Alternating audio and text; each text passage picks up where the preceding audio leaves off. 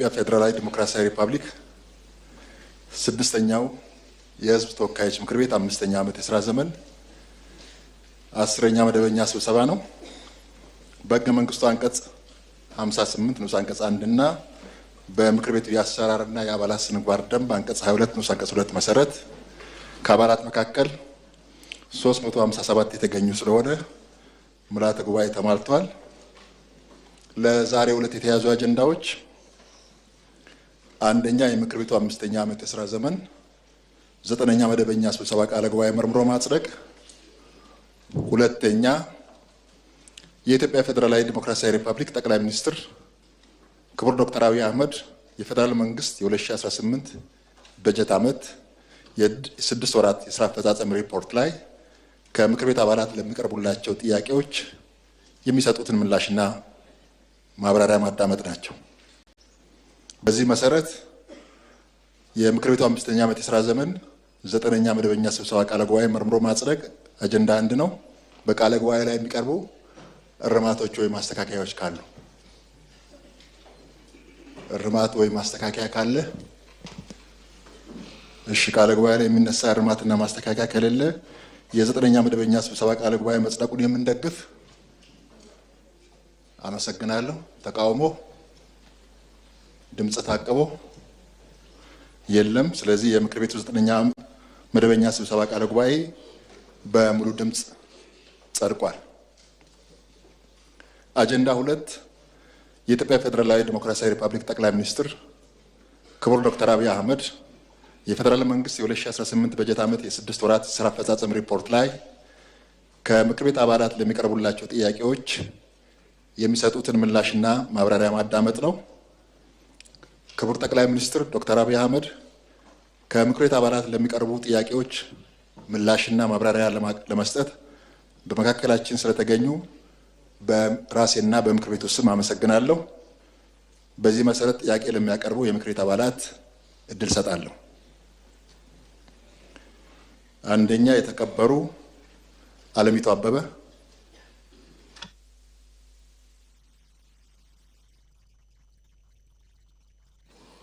አመሰግናለሁ። የተከበሩ አፈ ጉባኤ፣ እንዲሁም ክቡር ጠቅላይ ሚኒስትር ዶክተር አብይ አህመድ የ2018 በጀት ዓመት የ6 ወራት የዕቅድ አፈጻጸም ሪፖርት ዙሪያ ለምናነሳቸው አስተያየቶችና ጥያቄዎች ማብራሪያ ለመስጠት በመካከላችን በመገኘቶ ልባዊ ምስጋናዬን እያቀረብኩ ጥያቄን አቀርባለሁ።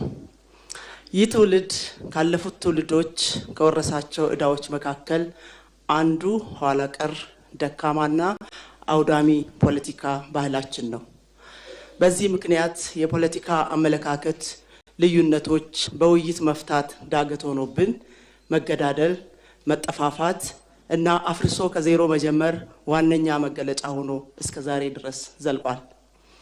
በለውጡ ያገኘናቸውን መልካም እድሎችን እንኳን በአግባቡ እንዳንጠቀም ይህ ዘመናትን የተሻገረ የፖለቲካ ባህላችን ማነቆ ሆኗል። ዛሬ በአንዳንድ የሀገራችን አካባቢዎች የታጠቁ ቡድኖች የሰላም ጠንቅ እና የስጋት ምንጭ ሆነው ቀጥለዋል። መንግስት ችግሮችን በሰላማዊ መንገድ ለመፍታት እየወሰዳቸው ያሉ አበረታች እርምጃዎች ውጤት እያመጡ ነው። በዚህ ወደ ሰላም እንቅስቃሴ የገቡ አካላት መኖራቸውን እየተመለከትን እንገኛለን። ሆኖም ግን አሁንም በአንዳንድ የአማራና የኦሮሚያ አካባቢዎች የሚታዩ ግጭቶች ግን ሙሉ በሙሉ አልተወገዱም። ክቡር ጠቅላይ ሚኒስትር፣ ይህ አደገኛ ሁኔታ በዘላቂነት ለመፍታትና የህዝቡን ደህንነት ለማረጋገጥ ባለፉት 6 ወራት የተከናወኑ ዋና ዋና ስራዎች የተገኙ ውጤቶች ላይ ተጨማሪ ማብራሪያ ቢሰጥ አመሰግናለሁ። እሺ፣ እናመሰግናለን። በመቀጠል የተከበሩ አብዱ ሐሰን። አመሰግናለሁ። የተከበሩ አፈ ጉባኤ፣ ክቡር ጠቅላይ ሚኒስትርም ለምናነሳቸው ጥያቄዎች ምላሽ እና ማብራሪያ ለመስጠት ስለተገኙ እያመሰገንኩ ጥያቄ እንደሚከተለው አቀርባለሁ። ክቡር ጠቅላይ ሚኒስትር፣ በሰሜኑ የሀገራችን ክፍልም ሆነ በሌሎች አካባቢዎች የተፈናቀሉ ዜጎችን ወደ ቀድሞ ቀያቸው ለመመለስና ዘላቂ ሰላም ለማስፈን እየተሰሩ ያሉ ስራዎች በምን ደረጃ ላይ ይገኛሉ? ህወሓት ለአመታት ሲያደርግ እንደኖረው የተፈናቀሉ ዜጎችን ለፖለቲካ ዓላማ ሲጠቀምባቸው ይታያል። ድጋፍም እንዳይደርስ በማድረግ እና ወደ ቀያቸው እንዳይመለሱ እያደረገ ይገኛል። ስለሆነም ክቡር ጠቅላይ ሚኒስትር ይህንን ሁኔታ ለመፍታት በመንግስት በኩል ምን እየተሰራ ይገኛል? እንዲሁም የቀድሞ ታጣቂዎች ትጥቅ ማስፈታትና ወደ ማህበረሰቡ የመቀላቀል ሂደት እና በግጭት ውስጥ የነበሩ አካባቢዎችን መልሶ የመገንባት ሂደት ያለበት ደረጃ ላይ ማብራሪያ ቢሰጥ አመሰግናለሁ። እናመሰግናለን። በመቀጠል የተከበሩ የሺህ ሀሳብ ጸጋ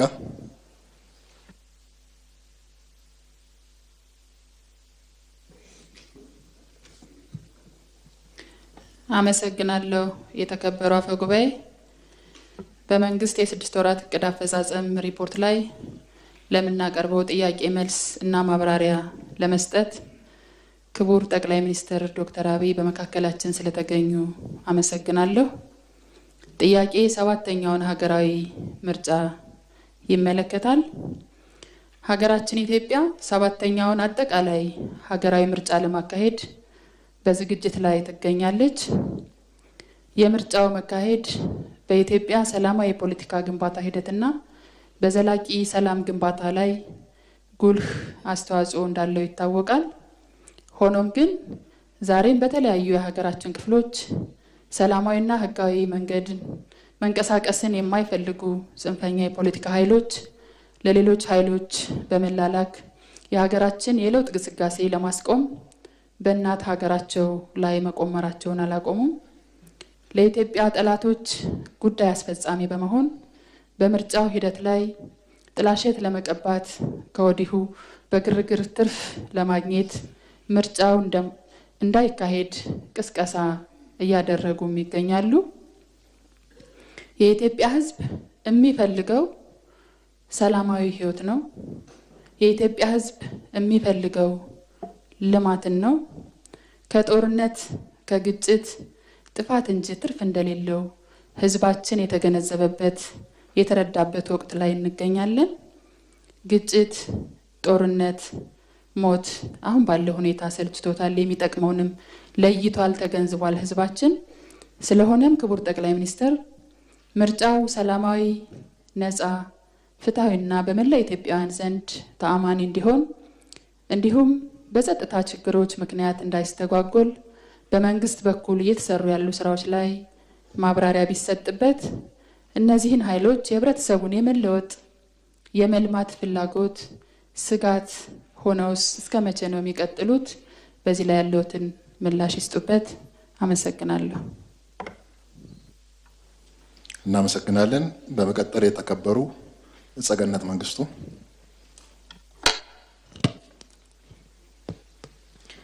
አመሰግናለሁ። የተከበሩ አፈ ጉባኤ፣ እንዲሁም ክቡር ጠቅላይ ሚኒስትር፣ የተከበረው የህዝብ ተወካዮች ምክር ቤት ለሚያነሳው ጥያቄዎች ምላሽና ማብራሪያ ለመስጠት በመካከላችን ስለተገኙ አመሰግናለሁ። ክቡር ጠቅላይ ሚኒስትር፣ በሀገራችን ለዘመናት ስር ሰዶ የቆየው የመጠፋፋት ፖለቲካን ለመቀየር እየሰሩት ያለው ስራ በሂደት ፍሬ እያፈራ እንደሚሄድ ጥርጥር የለውም።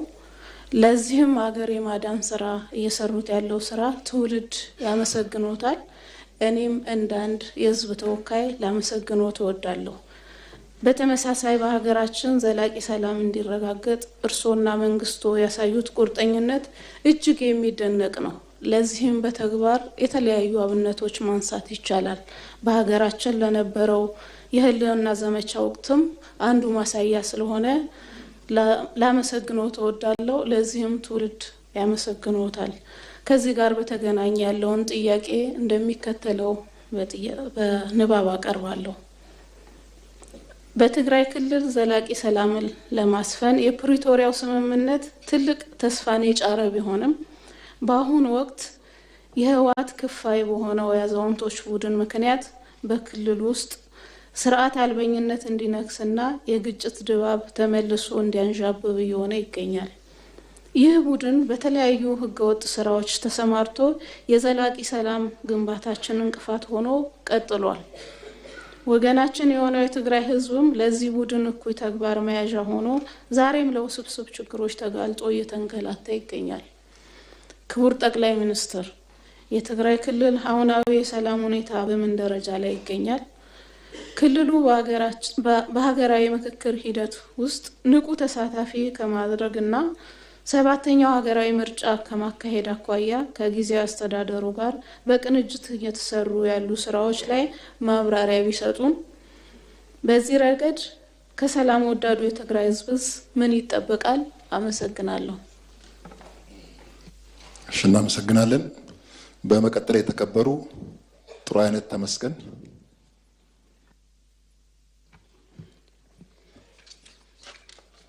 አመሰግናለሁ። የተከበሩ አፈ ጉባኤ፣ ክቡር ጠቅላይ ሚኒስትር፣ በመንግስት የ6 ወራት የዕቅድ አፈጻጸም ሪፖርት ዙሪያ ለሚነሱ ጥያቄዎች ምላሽና አስተያየት ለመስጠት በመካከላችን ስለተገኙ እያመሰገንኩ ጥያቄ እንደሚከተለው አቀርባለሁ። መንግስት ያደሩ ችግሮችን በዘላቂነት ለመፍታት አሳታፊና ገለልተኛ አካታች የሆነ ሀገራዊ ምክክር ኮሚሽን አቋቁሞ እስካሁን ሰፊ ስራዎችን ሰርቷል። አሁን ላይ የምክክር ሂደቱም ወደ ወሳኝ ምዕራፍ ተሸጋግሯል። ክቡር ጠቅላይ ሚኒስትር፣ እንደ ሀገር ይህ እድል እንዳያመልጠን ጠንካራ ሀገራዊ መግባባት ፈጥረን የኢትዮጵያን መጻኢ እድል ብሩህ እንድናደርግ ከመላው ኢትዮጵያውያንና ባለድርሻ አካላት ምን ይጠበቃል? አመሰግናለሁ። እናመሰግናለን። በመቀጠል የተከበሩ ዶክተር አበባው ደሳለው። አመሰግናለሁ። የተከበሩ አፈ ጉባኤ፣ አመሰግናለሁ። ክቡር ጠቅላይ ሚኒስትር፣ ጥያቄን እንደሚከተለው አቀርባለሁ። በኢትዮጵያ በ2018 ዓ.ም የኢኮኖሚ እድገት አፈጻጸሙ የላቀ እንደሆነና 10.2 በመቶ እድገት እንደሚጠበቅ በተላከልን ሪፖርት ተገልጿል። በርካታ አፈጻጸሞችም እዛ ውስጥ ተጠቅሰዋል። በሌላ በኩል የኢኮኖሚና ልማት ጥናት ምሁራን የኢትዮጵያ ኢኮኖሚ ከፍተኛ ፈተናዎች የተደቀነበት እንደሆነ ያብራራሉ። እንደ ማሳያም በአገሪቷ ያለው በጣም ከፍተኛ የዋጋ ንረት፣ በጣም ከፍተኛ የውጭ ዕዳ፣ ስር የሰደደ የውጭ ምንዛሬ እጥረት፣ በጣም ከፍተኛ የወጣቶች ስራ አጥነትና በእጅጉ ዝናብ ላይ ጥገኛ የሆነ ግብርና ይጠቀሳሉ። ከነዚህ ኢኮኖሚ ፈተናዎች የወጣት ስራ አጥነት ችግር ገዝፎ ይታያል። እንደሚታየው ከ30 ዓመት በታች ከሆኑትና የሀገራችንን ሕዝብ 70% ከሚሸፍኑት ወጣቶች ውስጥ 27% የሚሆኑት ስራ አጦች እንደሆኑ ጥናቶች ያመለክታሉ። ይህንን የወጣቶች ስራ አጥነት ቁጥር ለመቀነስ የተለያዩ የመፍትሄ ሀሳቦች ይሰነዘራሉ። ከነዚህ ውስጥም የመጀመሪያው በአንድ ወቅት ተነቃቅቶ የነበረው በአሁኑ ሰዓት በእጅጉ የተዳከመው ለወጣቶች ጥቃቅንና አነስተኛ ብድር ያለ ማስያዣ ወይም ኖን ኮላተራይዝድ ማይክሮ ሎን ነው። ሁለተኛ በርካታ የሰው ኃይል ሊያሰማሩ የሚችሉ ትላልቅ የመንግስት ፋብሪካዎች ናቸው። ይህም አዳዲስ የመንግስት ፋብሪካዎች የሉም፣ ያሉትም የመዳከምና ስራ የማቆም ነገር ይታያል። ሌላው የመሰረተ ልማት ግንባታዎች ማለትም መንገዶች ነው። አዳዲስ መንገዶች እንደሌሉ ይታወቃል። የነበሩት መንገዶችን በርካቶቹ ተቋርጠዋል። የባቡር መስመሮች ምንም አዲስ የባቡር መስመር ዝርጋታ የለም። የቤቶች ግንባታዎች ከፍተኛ ገቢ ላላቸው ብቻ ያተኮረ የቤቶች ግንባታዎች አብዛኛውን የመንግስት ሰራተኛና አነስተኛ የኑሮ ደረጃ የማይወክል የቤት ግንባታ ነው ያለው። የመስኖ ግድቦች ከዚህ በፊት የተጀመሩ የመስኖ ግድቦች በርካታዎቹ ተቋርጠዋል። በተለያየ የቴክኒክ ችግር ምክንያት ምንም አዳዲስ የመስኖ ግድቦችን ደግሞ አናይም። የኤሌክትሪክና የቴሌኮሙኒኬሽን ማስፋፊያዎችን ችግር አለባቸው። እነዚህ ችግሮች የወጣት ስራ አጥ ቁጥርን ለመቀነስ እንቅፋት እንደሆነ ይገለጻል። ይህንን ግዙፍ የወጣቶች ስራ አጥነት ችግር ለመፍታት ለመሆኑ መንግስት ምን እየሰራ ነው? ከላይ ለጠቀስኩት የኢኮኖሚ ችግር አባባሽ ምክንያቶች ውስጥ በዋነኝነት የሚጠቀሰው በሀገሪቱ ውስጥ ያለው የሰላም እጦት ነው። ይህ የሰላም እጦት በዋነኝነት ግጭት ባለባቸው በአማራ፣ በኦሮሚያ፣ ትግራይና ጋምቤላ ይስተዋላል።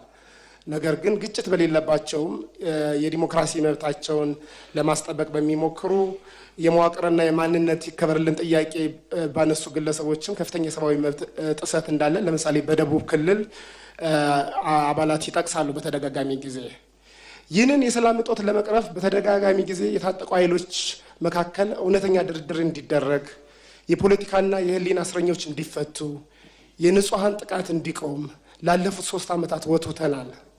ሆኖም ምንም እንኳን መንግስት ቀደም ብሎ ከኦሮሚያ ታጣቂዎች ጋር በቅርቡ ደግሞ በአማራ ክልል ከሚንቀሳቀሱ የታጣቂ መሪዎች ጋር ድርድር አደረግኩ ቢልም ምንም የተሻሻለ የሰላም ሁኔታ እንደሌለ ነዋሪዎች ይገልጻሉ። አፋብን ወይም አማራ ፋኖ ብሔራዊ ንቅናቄ የሚል መጠሪያ ያለው 15 አመራሮችን የያዘ ድርጅት አማራ ክልል ያሉ ታጣቂዎች መስርተናል እያሉ ባሉበት ወቅት መንግስት ደግሞ እነዚህ ኃይሎች ከድርድር አግደናቸዋል ከሚሏቸው ኃይሎች ጋር ድርድር ላይ መሆኑ ለሰላሙ ምን ያክል ይጠቅማል? አዲስ ከተመሰረተው አፋብን ተብሎ ከሚጠራው ድርጅት ጋር መንግስት ድርድር ጀምሯል ወይ? እውነተኛ ሰላም እንዲመጣ ከተፈለገ መንግስት አፈንግጠው ከሚወጡ ታጣቂዎች ጋር ከመደራደር ለምንድን ነው ብዙ ጦር ሰራዊት ካላቸውና በአግባቡ ከተደራጁ ታጣቂዎች ጋር እውነተኛ ድርድር አድርገው ለሀገራችን ሰላም የማያጎናጽፈው? መንግስቶ የውስጥ ሰላምን ሳያረጋግጥ በተደጋጋሚ የሚነሳውን በርካታ የልማት ጥያቄ፣ የወደብ ጥያቄ፣ ስኬታማ ምርጫና ሀገራዊ ምክክርስ እንዴት ሊያሳካ ይችላል? አመሰግናለሁ። እናመሰግናለን። በመቀጠል የተከበሩ አምባሳደር ዲና ሙፍቲ። አመሰግናለሁ። የተከበሩ አፈ ጉባኤ፣ ክቡር ጠቅላይ ሚኒስትር ዶክተር አብይ ለጥያቄዎቻችን ምላሽ ለመስጠት እንደተለመደው ሁሉ እዚህ ስለተገኙ ከልብ አመሰግናለሁ። ክቡር ጠቅላይ ሚኒስትር፣ እርስዎ በደንብ እንደሚያውቁት በብዙ ሀገራት የፖለቲካ አቋም ልዩነት መኖሩ እንዳለ ሆኖ በሀገሮች ብሔራዊ ጥቅም ላይ ሁሉም አካላት ማለትም የፖለቲካ ፓርቲዎች፣ ምሁራን፣ የተለያዩ ማህበረሰብ ክፍሎች፣ አጠቃላይ ምልዓተ ህዝቡ በሀገር ጥቅም ላይ ይስማማሉ። በሀገር ጥቅም ላይ በብሔራዊ ጥቅም ላይ አይደራደሩም። ብሔራዊ ጥቅም መንግስታት ሲቀያየሩ የማይቀያየር ቋሚ እሴት ነው። ባለመታደል ሆኖ በሀገራችን ብሔራዊ ጥቅምን ከቡድንና ከስልጣን ጋር በማያያዝ ለሀገር ህልውና አደጋ የመፍጠር ሁኔታዎች ይታያሉ። በዚህም ሁኔታ በብሔራዊ ጥቅም የሚደራደሩ ቡድኖችና ግለሰቦችን በሀገራችን የማየት አሳፋሪና አሳዛኝ ሁኔታ ይስተዋላል። ክቡር ጠቅላይ ሚኒስትር፣ ይህን አደገኛ ሁኔታ ከመሰረቱ ለመቀየርና የብሔራዊ ጥቅም ጉዳዮቻችንን ለይተን በአንድነት እንድንቆም ለማድረግ በመንግስት በኩል ምን እየተሰራ ይገኛል? እርሶስ በዚህ ዙሪያ ለሁሉም የፖለቲካ ኃይሎችና የኢትዮጵያ ጉዳይ ያገባኛል ለሚሉ ሁሉ የሚያስተላልፉት መልእክት ካለ ብንሰማው ደስ ይለኛል። በመጨረሻም ብሔራዊ ጥቅሞቻችንን በፖለቲካ፣ በኢኮኖሚ፣ በማህበራዊና በወታደራዊ ዘርፎች በማሳደግ የሀገራችንን የዲፕሎማሲ ከፍታ በሀገራችን የዲፕሎማሲ ከፍታ እንዲመዘገብ እርስዎ ለሰጡት ብርቱ አመራር ያለኝን ከፍተኛ አድናቆት ገልጻለሁ። በመጪው ምርጫ ይህን እድል ለማስቀጠል እና ሀገራችንን ከፍ ወዳለ ደረጃ ለማድረስ የሚያስችል ሁኔታ እንደሚፈጠር ያለኝ እምነት ከፍተኛ ነው። በጣም አመሰግናለሁ። እናመሰግናለን። በመቀጠል የተከበሩ ዶክተር ስለሺ ኮሬ።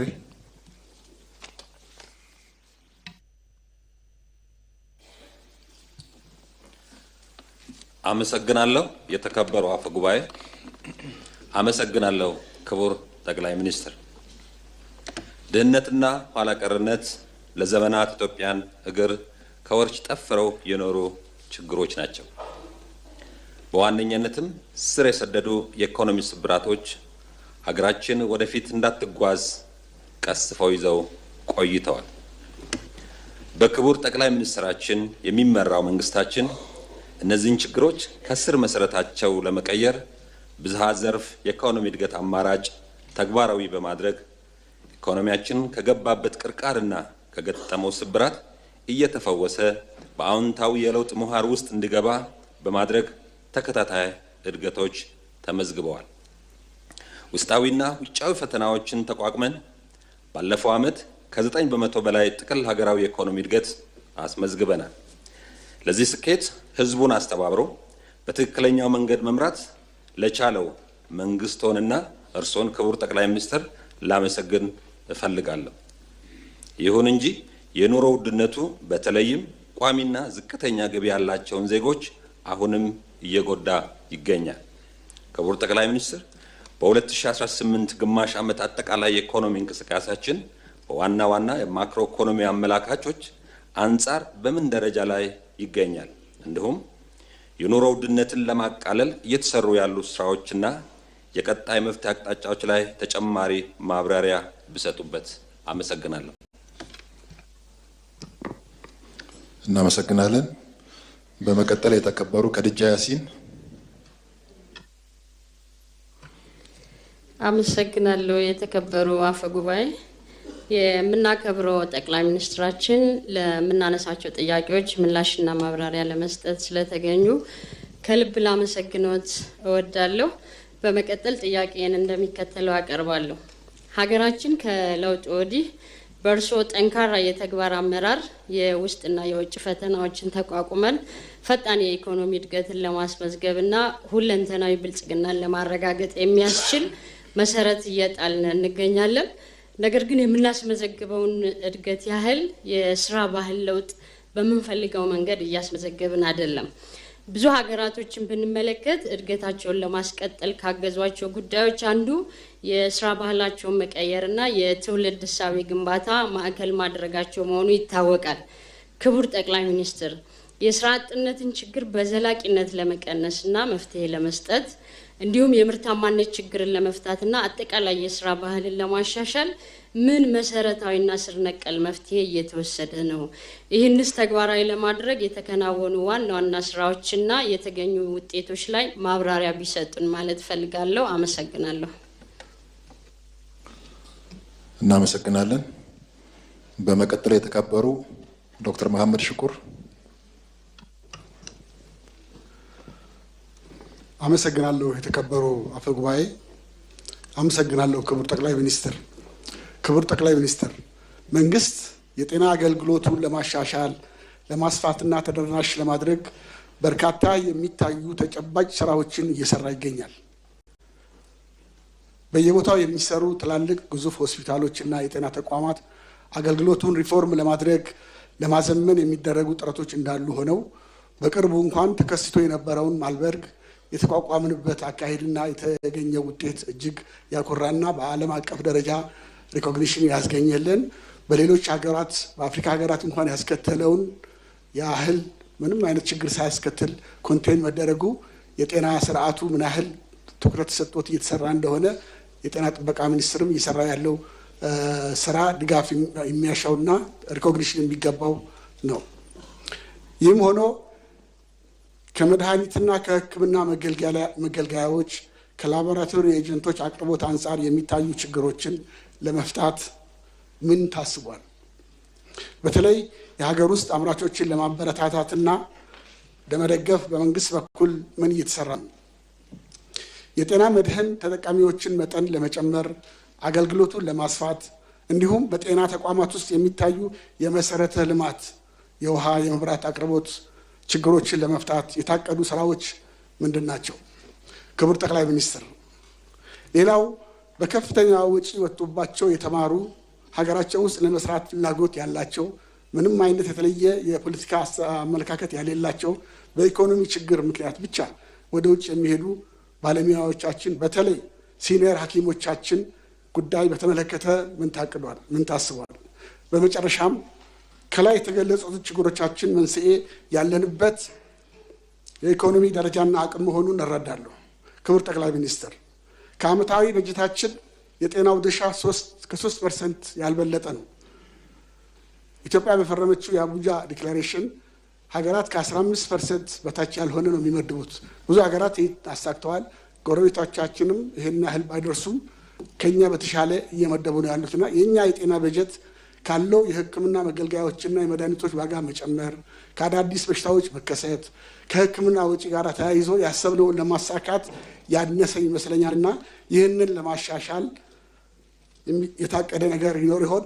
እጅግ አመሰግናለሁ። እናመሰግናለን። በመቀጠል የተከበሩ ዶክተር አብርሃም በርታ። አመሰግናለሁ። የተከበሩ አፈ ጉባኤ፣ ጠቅላይ ሚኒስትራችን በመካከላችን ስለተገኙ አመሰግናለሁ። ጥያቄን እንደሚከተለው አቀርባለሁ። የምርጫ ወቅት በንጽጽር ከቅድመ ምርጫ በተሻለ ሁኔታ ተፎካካሪ ፓርቲዎች የሚዲያ እድል የሚያገኙበት ወቅት እንደሆነ ይታወቃል። ሆኖም በአሁኑ ወቅት ይህንን ሁኔታ በሚያሳጣ መልኩ የህዝብ መገናኛ ብዙሃን በዝምታ ውስጥ ሆነው የምርጫ ድባብ እንዳይኖር እና ሂደቱ በተቀዛቀዘ ሁኔታ የቀጠለበት ሁኔታ ስላለ ይህ የሆነበት ምክንያት ማብራሪያ ቢሰጥ። በተጨማሪም መንግስት በግልጽ የፓርቲና የመንግስት ስራ ልዩነት ባለማስመሩ እነዚህ ሚዲያዎች የገዢው ፓርቲ አገልጋይ ሆነዋል እስከሚባል ድረስ የገለልተኝነት ጥያቄ ይነሳባቸዋል። ስለዚህ ተፎካካሪ ፓርቲዎች ሀሳባቸው የሚገልጹበት እኩል ሜዳ በሌለበት ሁኔታ የምርጫው ውድድር እንዴት ጤነኛ ሊሆን ይችላል? ከዚሁ ጋር በተያያዘ የምርጫው ታማኒነት እና ቅቡልነት እንዲያጣ በቅድመ ምርጫ ወቅት በተለየ መልኩ የህግ ሂደቱን ባልተከተለ ሁኔታ የተቃዋሚ ፓርቲዎች አባላቶች የዘፈቀድ እስር፣ ማዋከብና ማንገለታት እየተፈጸመባቸው ይገኛል። የኢዜማ አባላት ጨምሮ የታሰሩበት ሁኔታ አለ። ይህ የመወዳደሪያ ሜዳና ምህዳሩ በከፍተኛ ሁኔታ ያጠባል። በመሆኑም መንግስት ቁርጠኛ ነኝ የሚልበትን ነፃና ፍትሃዊ ምርጫ ማድረግ ጥያቄ ውስጥ አያግባም ወይ? መንግስት በዚህ ምርጫ ዲሞክራሲያዊ ስርዓት ከመገንባት አንጻር ለተፎካካሪ ፓርቲዎች እኩል ሜዳ ከማዘጋጀት አንጻር ምን እያደረገ ነው? ሌላው ገዢው ፓርቲ እንደ ሌሎች ፓርቲዎች ሁሉ የራሱን ሀብት አፍርቶ ለምርጫው መዘጋጀት ሲገባው በቅድመ ምርጫ ወቅት ሆነ አሁን የመንግስት ስራ ሰዓት፣ የመንግስት መዋቅር፣ የመንግስት ሀብቶች ለፓርቲ ስራ እየተጠቀመ በመሆኑ የፓርቲው ስራ ከመንግስት ስራ አለመለየቱና መደበላለቁ ያሳያል። ስለሆነም መንግስት በተደጋጋሚ እንደተጠየቀው የመንግስትና የፓርቲ ስራ ለይቶ ለመስራትና ለማረም ቁርጠኝነቱ አለ ወይ? በመጨረሻም የሲቪክ ማህበራት በርካታ መሆናቸውን መንግስት ቢገልጽም የዜጎች መብትና ግዴታ በማሳወቅ ረገድ በተለይ እንዲህ አይነት ምርጫ ወቅት ላይ ኃላፊነታቸው በቅጡ እንዲወጡ ግምገማ ይደረጋል ወይ? ከተደረገስ የሲቪክ ማህበራት ቁመና እንዴት ያዩታል? አመሰግናለሁ። እናመሰግናለን። በመቀጠል የተከበሩ አቤኔዘር በቀለ።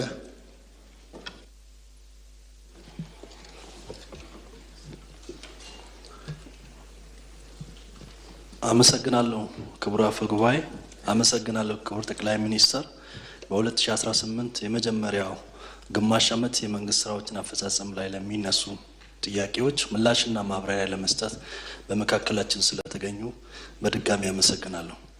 በመጀመሪያው ግማሽ ዓመት የፌዴራል መንግስት በዋና ዋና የትኩረት መስኮች ሁሉ በብዙ ተግዳሮቶች ውስጥም ተኩኖ የኢትዮጵያን ከፍታ እውን ማድረግና ብልጽግናን ማረጋገጥ የሚያስችሉ ኢኮኖሚያዊና ማህበራዊ ጉዳዮችን ካለፉት ተመሳሳይ ወቅቶች ጋር ሲነጻጸር በእጅጉ እምርታና ለውጥ የታየበት እንደሆነ ከሪፖርቱ ማየት ችያለሁ። ክቡር ጠቅላይ ሚኒስትር፣ የታሪክ መዝገብ ውሸት አያውቅም። በተቃርኖ ሀሳብ ብቻ መጀገን አይቻልም። በምክንያት ላይ የተመሰረተ ተቃርኖ ወይም ነቀፌታ መልካም ነው፣ እንዲሁም አስተማሪ ነው። ያለንበት አውድ ከውስጥም ከውጭም የትላንትናውን የድህነት ካባ ዳግም ማልበስ የሚሹ ለውጡ ያስቆጣቸው አካላት ሌት ተቀን የሚታትሩበት ወቅት ነው። ይህ ጊዜን ከባድ የሚያደርገው ያለፈውን ዕዳ እየከፈሉ የነገውን ተስፋ መገንባት ነው። የቆየ የማክሮ ኢኮኖሚ ስብራትን ለመጠገን የሚወሰዱ እርምጃዎች ዛሬ ቢከብዱም ነገ ግን የሚበላ እንጀራና የሚከበር ሉዓላዊነት ይዘው ይመጣሉ። የስኬት መንገድ በባህሪው ቀላል አይደለም። ቃልን ወደ ተግባር መቀየርም እንዲሁ። ሀገሬ ሁሉም ናት። እድገትና ለውጥ ደግሞ በቆራጦችና በጨከኑ የቁርጥ ቀን ልጆች የሚመጣ እንጂ በምኞትና ስንፍናም አይሆንም። በአፍ እየተደናነቅን በልብ እየተነጣጠቅንም አናድግም። የመጣነው መንገድ በብዙ ፈተናና ሴራ የታጨቀ ነው። አባቶቻችን የሕዝብን ነፃነትና ክብር ከራሳቸው ሕይወት አብልጠው የገነቡትን ድንቅ አገር እኛም በመደማመጥና በመተጋገዝ ህልማቸውን እውን ማድረግ በሚቻል መልኩ ባለፉት 7 ዓመታት በእርሶ መሪነት የተሰሩ ስራዎችን በማጽናት ሀገራችንን በዓለም መድረክ ከፍ የሚያደርጉ ሜጋ ፕሮጀክቶች በአዲስ አበባና በሌሎች ከተሞች እየተከናወኑ ያሉ የኮሪደር ልማት እነዛን ሰው የማይጠጋቸው የወንዝ ዳርቻዎች ዛሬ ውብና ማራኪ የሆኑ ልማቶች የኑሮ ዘይቤ ለውጦች ማንም ልክዳውና ሊያንኳስሰው አቅም እንዲያጣ አድርገዋል። ይህ ለውጥ የተስፋ ብርሃን ሲሆን ማየትና መስማት ለሚፈልጉ ደግሞ ስራው ራሱ ሕያው ምስክር ሆኖ ቆሟል።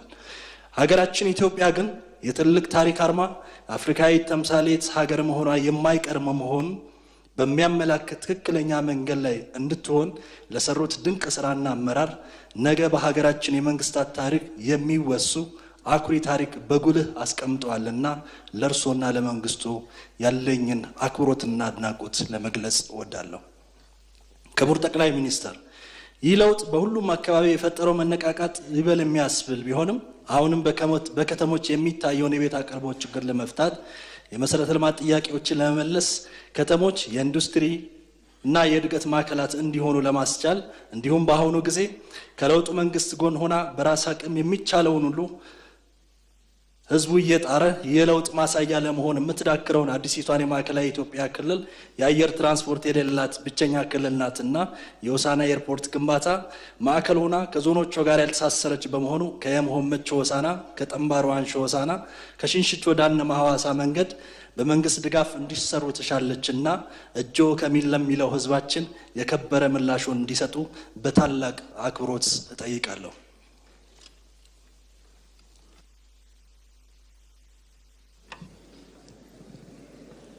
እናመሰግናለን። ክፍት አድርጎ አመሰግናለሁ። እሺ፣ እናመሰግናለን። በመቀጠል የተከበሩ ኢሳቦሩ። አመሰግናለሁ። የተከበሩ አፈ ጉባኤ፣ እንዲሁም ክቡር ጠቅላይ ሚኒስትር ዶክተር አብይ አህመድ ከምክር ቤቱ እንደሚነሱ ጥያቄዎች ምላሽና ማብራሪያ ለመስጠት በመካከላችን ስለተገኙ በኢትዮጵያ ሕዝብ ስም ምስጋናዬን እያቀረብኩ የተከበሩ አፈ ጉባኤ፣ ጥያቄን ከማቅረቤ በፊት ለክቡር ጠቅላይ ሚኒስትር ዶክተር አብይ አህመድ ምስጋና እንዲያቀርብ ይፈቀድልኝ። ይኸውም ምንድነው? በቅርቡ የኢፌዴሪ አየር ኃይል 9ኛ ዓመት ክብረ በዓል በደማቅ ሁኔታ መከበሩ ይታወቃል። በዓሉ የሀገራችንን ከፍታ ያሳየ፣ የጠላቶቻችንን ቅስም የሰበረ፣ ተቋሙ ከነበረበት ከፍተኛ ውስብስብ ችግሮች በእርሶ በሳል አመራር እዚህ ደረጃ በመድረሱ ታሪክ የማይረሳው ስለሆነ ላቅ ያለ ምስጋናዬን ለማቅረብ እፈልጋለሁ። የተከበረው ምክር ቤትም እንዲያመሰግንልኝ እጠይቃለሁ።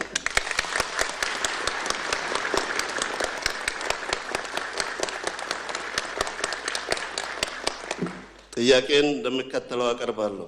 አጠቃላይ የኢኮኖሚ እንቅስቃሴያችን ለማሳለጥና የኑሮ ውድነትን ለማቃለል መንግስት በመሰረታዊ አቅርቦቶች ላይ ያልተቋረጠ ድጎማ እያደረገ የኑሮ ውድነቱ ጫና ዝቅተኛ ገቢ ባላቸው የህብረተሰብ ክፍሎች ላይ ጫና እንዳያሳድር ለማድረግ እየሰራ መሆኑ ይታወቃል። ከነዚህ ውስጥ በነዳጅ ላይ የሚደረገው ከፍተኛ ድጎማ አንዱ ነው። አሁንም ቢሆን የሀገር ውስጥ የነዳጅ ዋጋ ከጎረቤት አገር አንጻር እንኳን ስታይ ዝቅተኛ መሆኑ የፊዚካል ጥናቶች ያሳያሉ። ይሁንና ክቡር ጠቅላይ ሚኒስትር፣ ነዳጅ ላይ በየወሩ የዋጋ ጭማሪ የሚደረግበት ዋነኛ ምክንያት ምንድነው? እንዲሁም አሁን ድረስ ያልተቀረፈው የነዳጅ ስርጭት ችግሮች፣ በየጊዜው የሚስተዋለው ረጃጅም የነዳጅ ፍለጋ ሰልፍ እና የአቅርቦት መቆራረጥ መሰረታዊ ምክንያት ምንድነው? ማብራሪያ ቢሰጥበት። አመሰግናለሁ። እናመሰግናለን። በመቀጠል የተከበሩ ተረፈ ጎዲ።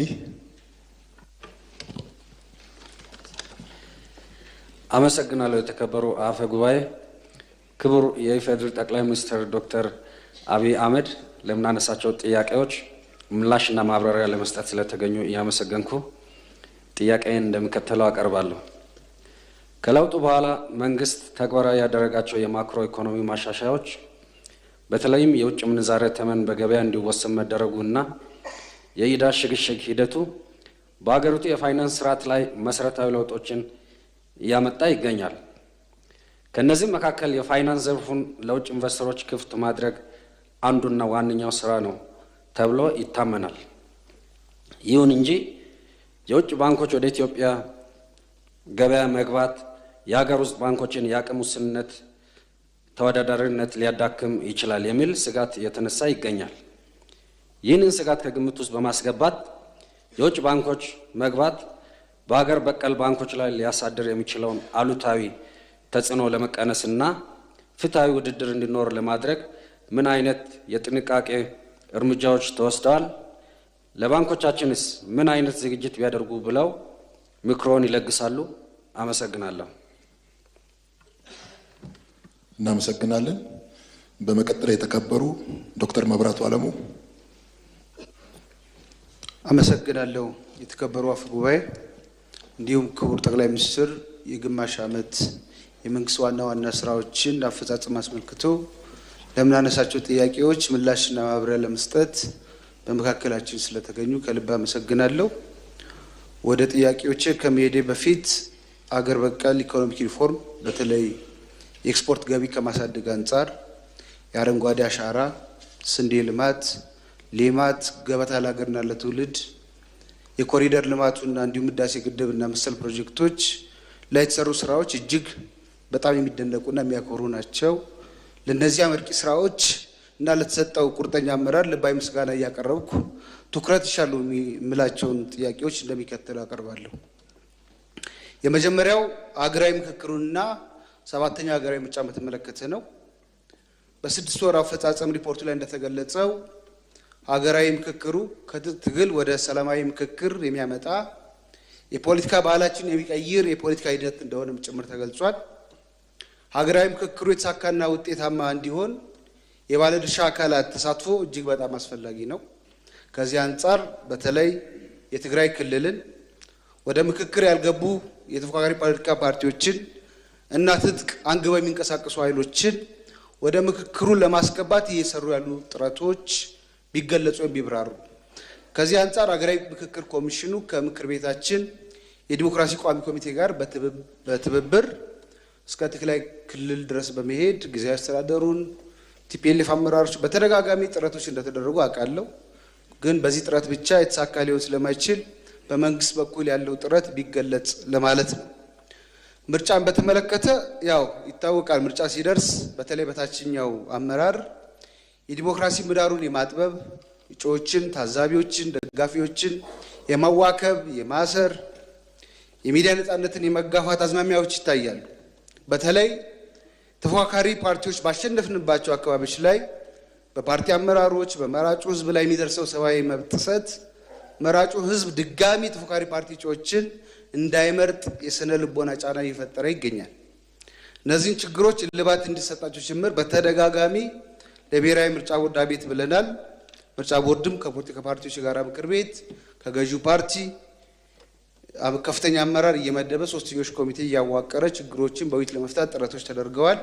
አሁንም ግን በዘላቂነት አልተፈቱም። በመጪው ሰባተኛው ሀገራዊ ምርጫ ከላይ ጠቀስኳቸው ችግሮች እንዳይደገሙና ምርጫው ሰላማዊ፣ ፍትሐዊና ታማኒ እንዲሁም ዲሞክራሲ ሆኖ እንዲጠናቀቅ የመንግስት ቁርጠኝነት ምን ይመስላል? ምን ዝግጅት እየተደረገ ይገኛል? በተለይ ዘላቂ ሰላምን ከማጽናትና የዲሞክራሲ ምህዳሩን ለፖለቲካ ፓርቲዎች ምቹ ከማድረግ አንጻር። ሁለተኛ ሰላምን ስራዎችን በተመለከተ ነው። በሀገራችን ሰላምን ለማጽናት ዘርፈ ብዙ ስራዎች እየሰሩ እንደሆነና ተጨባጭ ለውጦችም እየመጡ እንደሆነ ይታወቃል። ነገር ግን አሁንም ዘላቂ ሰላም ለማስፈን የተረጋጋ የፖለቲካ ስርዓት መገንባት፣ የውይይት ባህልን ማሳደግ፣ የመድብለ ፓርቲ ዲሞክራሲ ማዳበርና ማስፋት ይጠበቃል። ከዚህ አንጻር እኔ በተወከልኩበት ቤንሻንጉል ጉሙዝ ክልል መተከል በተለይ በድባጢ፣ በቡለን፣ በወንበራ፣ በዳንጉር እንዲሁም በሰባቱ ወረዳዎች አሁንም ሰላም ከራቃቸው ብዙ ዓመታትን በማስቆጠሩ ነዋሪው የመረጠን ህዝብ በሰላም እጦት ምክንያት እየሞተ እየተፈናቀለ እየታገተ ገንዘብ እየተጠየቀ ይገኛል። እንደሚታወቀው ክቡር ጠቅላይ ሚኒስትር ሶም ወደ መተከል በአካል ሂደው የነበረውን ችግር አመራር በመስጠት እንደፈቱ ይታወቃል። ያለዳ የመንግስት ከፍተኛ አመራር የለም ኢንክሉዲንግ የመንግስት ተጠሪያችንም መተከል ድረስ በሚሄድ 1 ወር ቆይቶ እዛ ያለውን ችግር በደንብ አይቶ መጥተዋልና አሁንም እዛ አካባቢ የሰላም ችግር ሆኖ የዘለቀበት ምክንያት ሊገባኝ አልቻለም። ስለዚህ አንድ በሚኒስትር መስሪያ ቤት የተቋቋመ ቡድን ሂዶ ያን ነገር ቢያጠናና አካባቢው ሰላም ቢሰፍን የጸጥታ ቅንጅት ስራ ምን እንደሚስብ ቢታይ የግጭት ነጋዴዎች አሉ እዛ አካባቢና ያንን ነገር እልባት ቢሰጠው ባይ ነኝ። ሶስተኛና መሰረታዊ ነገር የፍትህ ዘርፉን በተመለከተ ነው። ሀገራዊ ለውጡን ተከትሎ ትልቅ ተቋሚ ማሻሻያ ከተደረገባቸው ተቋማት አንዱ የፍትህ ዘርፉ ነው። ይሁን እንጂ ብዙ የሀገራችን ዜጎች በክስ ሂደት መንዛዛት ምክንያት ቶሎ ፍርድ እያገኙ ባለመሆኑ የፍትህ ዘርፉ አሁንም የመልካም አስተዳደር ችግር ሆኖ ቀጥሏል።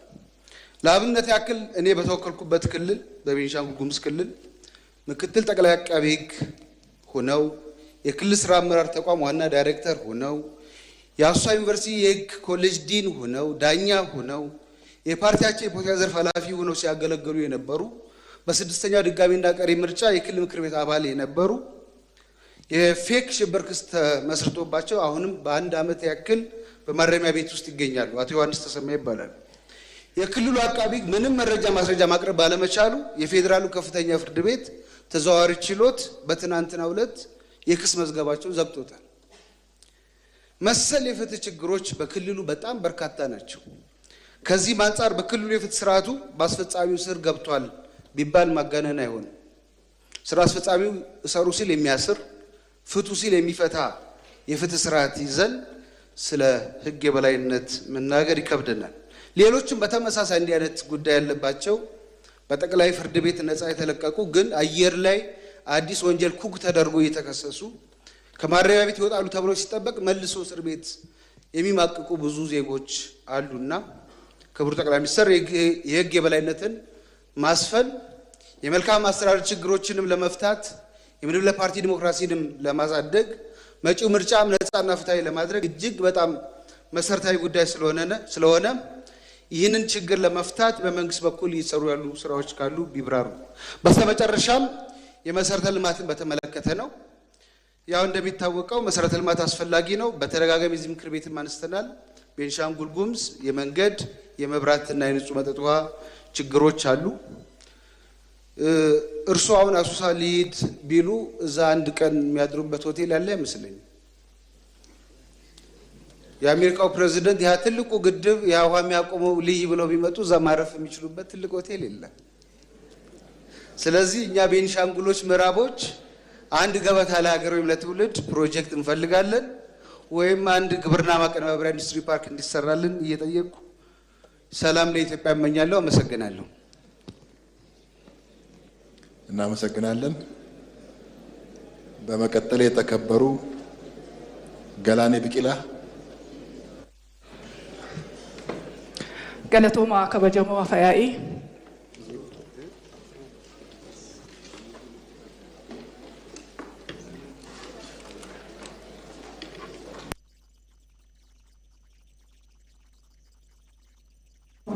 ገለቶማ ከበጀሞ ሙምቢቸ ሚኒስቴራ ከበጀሞ ሙምቢቸ ሚኒስቴራ ሚሴንሶኒ መነመሬ በከበኦታ ኡመታ ጋፊሌን ቲካሱ ዴቢ ከኑፍ ግዱ ኬኘት ዋን አርገምተኒፍ ጉዳ ሲንገለቴፈቻ ጋፊኮ አካርማን ገዲት ዱቢሳነን ኤስ qulqullina barnootaa mirkaneessuuf dhimmoota murteessoo ta'an keessaa sadarkaa manneen barnootaa fooyyessuu fi meeshaalee barnootaa guutuun dhimma dursa argatudha. Fakkeenyaaf kutaa barnootaa sadarkaa isaa eeggate kitaabota barnootaa dhiyeessuu fi meeshaalee laaboraatoorii guutuun eeruun ni danda'ama.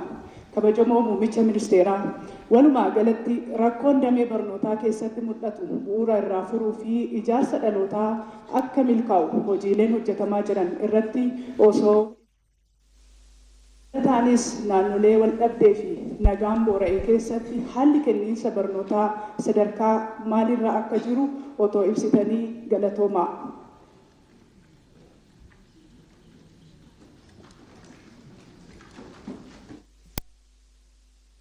እናመሰግናለን። በመቀጠል የተከበሩ እስክንድር አልዬ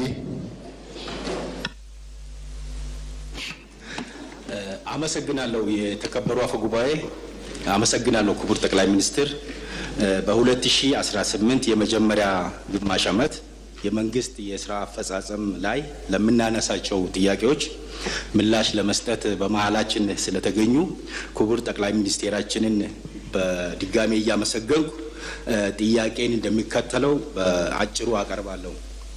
መንግስት የአገልግሎት አሰጣጥ ችግሮችን ለመቅረፍ የዲጂታል ኢትዮጵያን ስትራቴጂ በመተግበር ባለፉት ዓመታት በርካታ የቴክኖሎጂ ስራዎችን ሲሰራ ቆይቷል።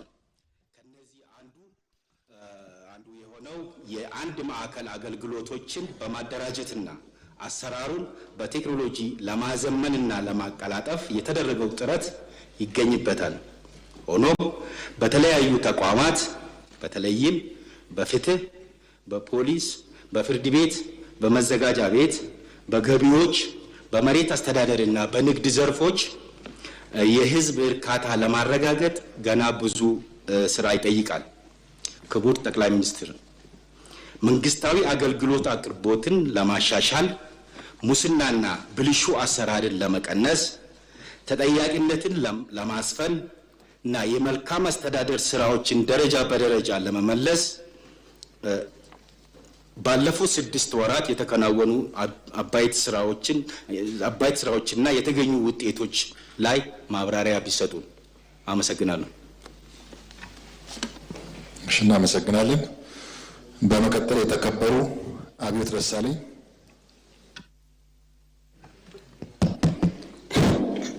አመሰግናለሁ የተከበሩ አፈ ጉባኤ። ክቡር ጠቅላይ ሚኒስትር፣ በመንግስት የ6 ወራት የእቅድ አፈጻጸም ሪፖርት ዙሪያ ለሚነሱ ጥያቄዎች ምላሽና አስተያየት ለመስጠት በመካከላችን ስለተገኙ እያመሰገንኩ ጥያቄን ባጭሩ እንደሚከተለው አቀርባለሁ። ኢትዮጵያ ለጎረቤት ሀገራት ቅድሚያ የመስጠት ዲፕሎማሲን አቅጣጫ በመከተል በጋራ ጥቅም ላይ የተመሰረተ የሁለትዮሽ ስምምነትን በመፈረም በጸጥታ፣ በኢኮኖሚና በማህበራዊ ዘርፎች በንቃት እየሰራች ትገኛለች።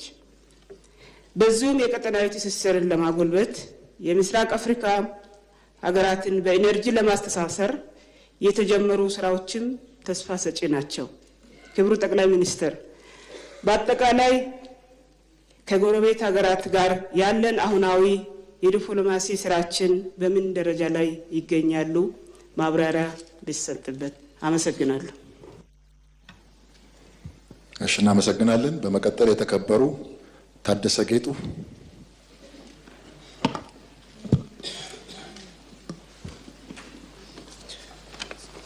አመሰግናለሁ የተከበሩ አፈ ጉባኤ። እንዲሁም አመሰግናለሁ ክቡር ጠቅላይ ሚኒስትር ዶክተር አብይ አህመድ ለምናነሳቸው ጥያቄዎች ምላሽና ማብራሪያ ለመስጠት በመካከላችን ስለተገኙ እያመሰገንኩ ጥያቄን እንደሚከተለው እናቀርባለሁ። በአፍሪካ ቀንድ ቀጠና የኃይል አሰላለፍ አሁንም ጂኦፖለቲካው የብዙ ኃይሎች የትኩረት ማዕከል መሆኑ ቀጥሏል። ምስጋና ለክቡር ጠቅላይ ሚኒስትራችን ይሁንና ለረጅም ዘመናት ኢፍትሐዊ በሆነ መልኩ ተዳክሞ የቆየው የኢትዮጵያ የባህር በር ጥያቄ ባለፉት 2 ዓመታት የሀገራችንና የሕዝባችን ዋነኛ አጀንዳ ሆኗል። የኢትዮጵያ የባህር በር ጥያቄም ፍትሐዊ ጥያቄ መሆኑን ዓለም አቀፍ ማህበረሰቡ እውቅና እየሰጠው ከጎናችን እየቆመ ይገኛል። በሌላ በኩል ደግሞ የኢትዮጵያን ፍትሐዊ የወደብ ጥያቄ መሰረት አድርጎ አንዳንድ ኢትዮጵያን የሚጎዱ ስምምነቶች እየተፈጸሙ እንደሆነ ይሰማል። ክቡር ጠቅላይ ሚኒስትር፣ በቀጠናችን እያየን ያለነው የሀያላን ግፊያ የኢትዮጵያንም ሆነ የጎረቤቶቿን ጥቅም እንዳይጎዳ መንግስት ምን እያከናወነ ይገኛል? የኢትዮጵያ ፍትሐዊ ጥያቄ ምላሽ እንዲያገኝ የተጀመሩ የዲፕሎማሲ ስራዎች በምን ደረጃ ላይ ይገኛሉ? የኢትዮጵያን ፍትሐዊ ጥያቄ የሚያጣጥሉ ከአውድ ውጭ የሚተረጉሙ እናም ለማደናቀፍ የሚሰሩ የውስጥ ባንዳዎችና የውጭ ባዳዎች እንቅስቃሴ አሁንም በስፋት ይስተዋላልና ይህንን እኩይ ዓላማ ለማክሸፍ ከመንግስትና ከኢትዮጵያ ሕዝብ ምን ይጠበቃል? እንዲሁም የኤርትራ መንግስት በተለይም በሀገራችን የተለያዩ ጽንፈኛ ኃይሎችን በመደገፍ የቀጠናችንም ሆነ የኢትዮጵያን ሰላም የሚያደፈርስ እንቅስቃሴ ውስጥ እየተሳተፉ ይገኛሉ። የኢትዮጵያ መንግስት ይህንን ሁኔታ እንዴት እየተመለከተው ይገኛል? ምንስ እያደረገ ይገኛል? እጅግ አመሰግናለሁ። እሺ፣ እናመሰግናለን። ጥያቄ ያቀረቡ የምክር ቤት አባላትን በሞላ ከዚህ በመቀጠል በቀረቡ ጥያቄዎችና አስተያየቶች ላይ ምላሽና ማብራሪያ እንዲያቀርቡ ለክቡር ጠቅላይ ሚኒስትር እድል ሰጣለሁ። አመሰግናለሁ። የተከበሩ አፈ ጉባኤ፣ እንዲሁም የተከበራችሁ የምክር ቤት አባላት፣ ላለፉት 6 ወራት ኢትዮጵያ ያስገኘቻቸውን አጠቃላይ ውጤቶች፣ የገጠሟትን ፈተናዎች፣ ከነዚያም ፈተና ልትወጣ የምታስብበትን መንገድ በጋራ ለሰጣችሁት አመራር ለተገኘው ውጤት ከፍ ያለ ምስጋና እያቀረብኩ ለተነሱ ጥያቄዎች መጠነኛ ማብራሪያ ለመስጠት እሞክራለሁ። በመጀመሪያ ኢኮኖሚክ ጉዳዮችን በሚመለከት ባለፉት